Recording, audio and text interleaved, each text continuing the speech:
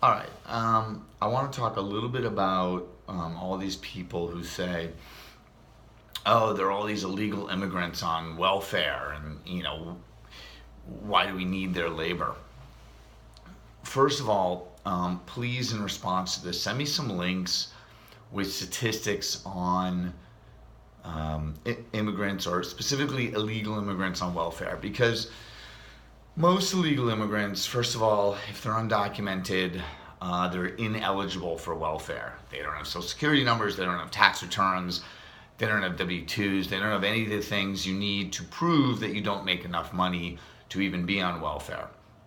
Second of all, a lot of them are so scared that they wouldn't go and apply to be on welfare. So I'd love to see those stats. From what I hear, immigrant welfare is like a little tiny sliver of welfare payments. The second point I want to make is that the U.S. food economy, or what people spend on food, is about $1.4 trillion. Now, think about this.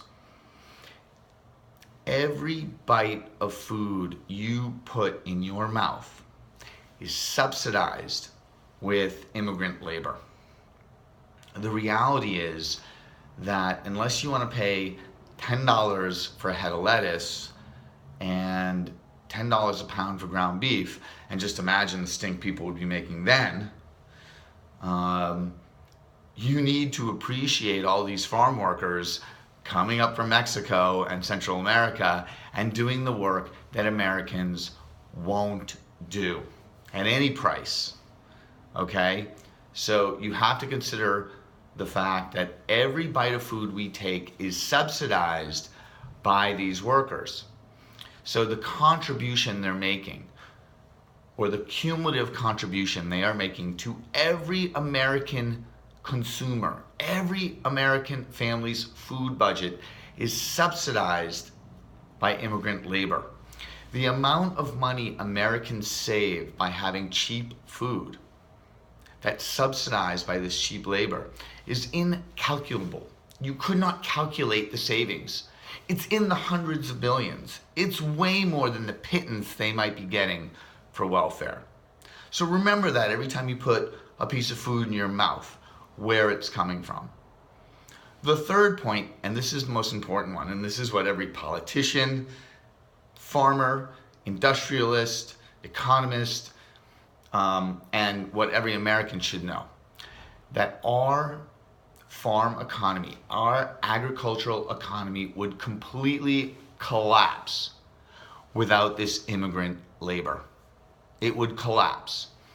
There would be no food in your mouth if it wasn't for them. Who do you think is slaughtering the chickens that you eat at Kentucky Fried Chicken? Who is cleaning the guts out of the cow for that hamburger you eat at McDonald's? Okay? I encourage you to Google Vice, Alabama, watermelon farms. Okay? It tells the story of what happened in Alabama. Alabama passed an Arizona-type law that said police could stop illegals, and if they didn't have papers, deport them. So what happened? All the Mexican farm workers, all the undocumented farm workers fled. And as a result, the whole local economy collapsed, and all the farmers didn't have anyone to pick their crops. So they tried to hire local labor. There's tons of unemployed people in Alabama. Well, these people quit after the first day. It's not even that they wouldn't do it, they couldn't do it. This is back-breaking work, and unskilled American workers just won't do it. So, stop advocating for the deportation of all these people, because what will happen is the food that you put in that hole in your face will stop, or its prices will triple. So let's just, get real and understand the real contribution that these people make to our economy.